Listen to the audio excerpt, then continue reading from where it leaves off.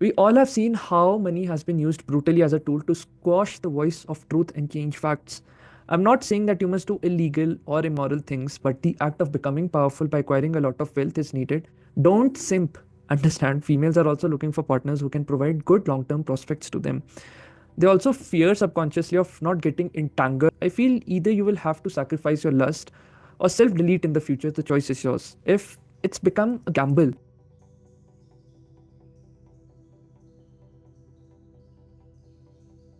Okay, yo guys, namaskaram. So, lately, I think you are all aware of the Atul Subhash case. So, I'm, I think, 2 months late on that.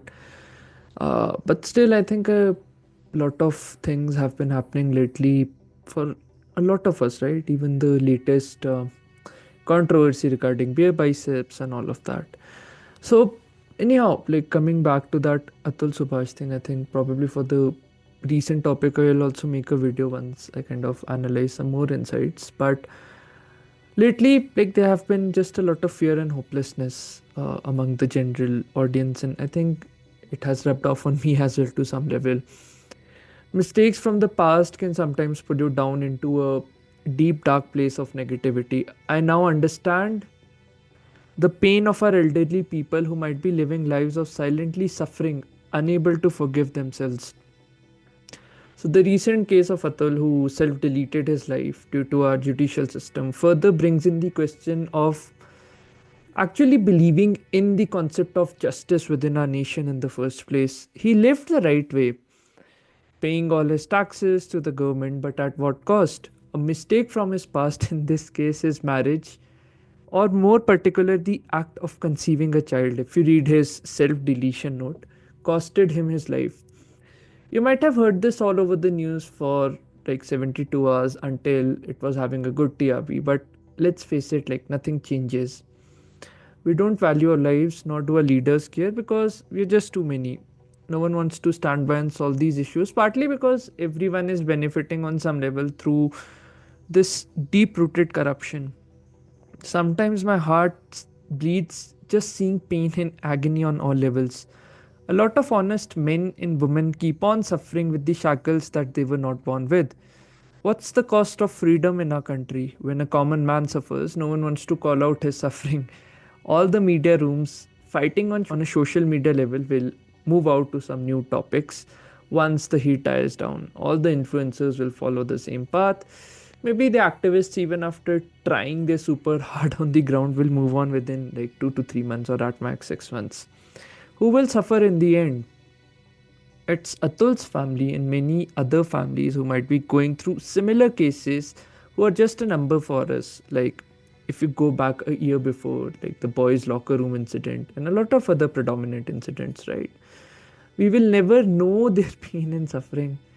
I again remember the quote from Naval on which I started this channel. The society is built on lies and the cost has to be borne by the individual.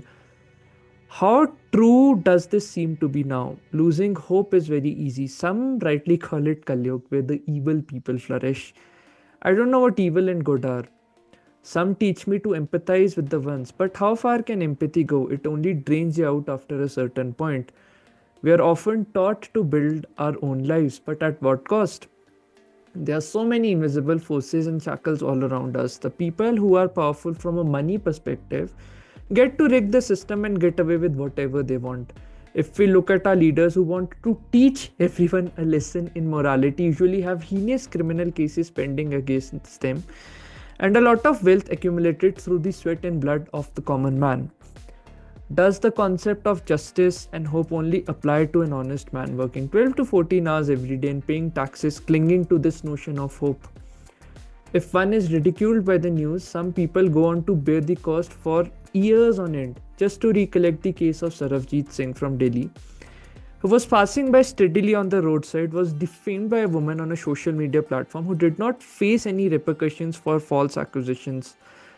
Now it's a thing of the past, but will anyone face repercussions now? He was termed as a monster, aka Darinda of Delhi, by everyone in the country. Within a day, he lost his job, and his father, within the first year, suffered from a heart attack. An honest man faces the brunt of mob justice on all levels, ranging from his employment in the private sector to his rights in the court. Do the people of this country who are given the responsibility of protecting the constitution want to leech everything that we have and then throw away our lives in the trash can? We all know the ground reality of our courts. I don't think anything will change. We will just know about the cases that make it to the headlines. What about the cases that just remain as a number? How many people might have self deleted themselves because they were poor and there was no hope for justice? How many people have been wrongfully implicated by these courts for years on end, and later it was seen that like they were not the real culprits if like the cases are solved? How many other cases might have happened after that case whose life is just a number? If a person wants to start afresh in life, can we accommodate his request as a society and give him another chance? Like, let us not pass judgment on anyone around before even listening to their side of the story. We suffer a dichotomy of being enslaved to the people around us and yet trying to find our own space to fit in. We are termed as the least creative and unhappy people, partly because we have forgotten what values our freedom fighters and the great saints and sages of our country held dearly in their hearts. How can we find hope in these situations? I know we must put our minds to work. Maybe the ones who have a certain privilege or let's say peace of mind can. But what about others who are just stuck in so many hopeless situations that self-deletion seems to be the only solution, the easy way out of suffering? To be honest, maybe 90% in reality don't even care, which is okay. Is becoming heartless the only solution? Should we just bow down our heads to our exploiters and live this life in constant misery and pain? What I call now is a form of rebellion which we must undertake in our own lives in close circles, fighting superstitions and beliefs which don't add value on a personal level. After researching a lot, I know a lot of us might be having fears about marriage, which is understandable. A lot of us wouldn't marry fearing, what if this would happen with me as well tomorrow? Well, better safe than sorry. I think some practical steps that we can take considering our situation is having limited contact with strangers who seem to overshare and try to win your trust. By this I mean that within the first 2 or 3 text messages, you're kind of booking a hotel and kind of going into it.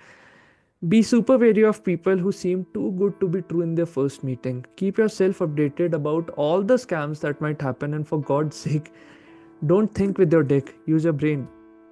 Get off all dating apps, and now is the time to conquer your lust and go back to a rich culture of the scriptures. The laws and act right now are rigged against men, and it's better to follow the path of celibacy and monkhood rather than run after the opposite gender until gender neutral laws are introduced, which I feel is a distant reality. Rebel against the system through your own circle. We will not get involved or entangled in life in unnecessary battles which limit our potential. Marriage now seems to be a battle as well, instead of a support system. Get yourself off completely from the dating scene as well as the marriage market and find a purpose for yourself, not in sex but in higher pursuits. Maybe the pursuit of excellence in a given field. We all have seen how money has been used brutally as a tool to squash the voice of truth and change facts. I'm not saying that you must do illegal or immoral things, but the act of becoming powerful by acquiring a lot of wealth is needed so that you can safeguard yourself and your loved ones against any injustice that might happen in the future. There's a famous saying by Jordan Peterson that we must become a monster capable of destruction if the need arises, since that is a good man who consciously tames that tendency, and not a feeble individual who out of fear does nothing and speaks nothing. Don't simp. Understand, females are also looking for partners who can provide good long-term prospects to them. They also fear subconsciously of not getting entangled with the wrong type of person. If good males are out of the dating scene, they inevitably will have to choose from folks whom they fear. I feel either you will have to sacrifice your lust or self-delete in the future. The choice is yours. If it's become a gamble, I know some people will find good long-term marriage prospects, but if you're just trying to wing it off on luck, well then, best of luck.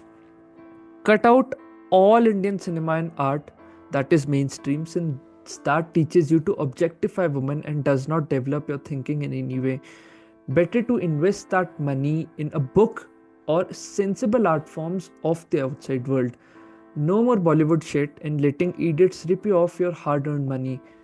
Looking at everything objectively and staying aloof, just focused on your pursuits with a close group of friends, it's probably the best use of your time and youthful energy. All the sexual energy which you gather from celibate movement, invest it to become powerful holistically. Like start lifting weights, start running, or whatever you feel adds more to your personality. I'm sure a lot of us will turn to religion to find a way out. I feel that's the path that I will also take for hope and living a life that can create some value. You can connect with whatever scripture you feel is the root of your religion. It can be the Gita, the Bible, or any other religious scripture. But please note this nuance: it should not be theoretical but practically applicable.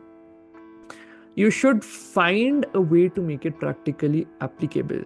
In the end, I would like to share something from Nichiren Daishonin, a Buddhist monk from Japan, who says in his writings, and I quote, "Great events never have minor omens. When great evil occurs, great good follows. Since great slander already exists in our land, the great correct law will spread without fail. What could any of you have to lament?" And I unquote. If some of you are interested in learning about Nichiren Daishonin in Buddhism, feel free to read about it online or by typing out SGI. And do write your experiences if you're an SGI practitioner in the comments. Anyhow, that's a small video for today, but I wanted to share this and let me know what you feel about the same. It will be exciting to get some discussion started around this and how you would practically change your actions to impact the long-term consequences of this evil. And document your main learnings from the recent case and how will you start improving on a grassroots level for yourself and the people around you who really matter. Anyhow, let me know what you feel about it, and until then, this is Debashish from Debu Ki Dastak signing off. Cheers.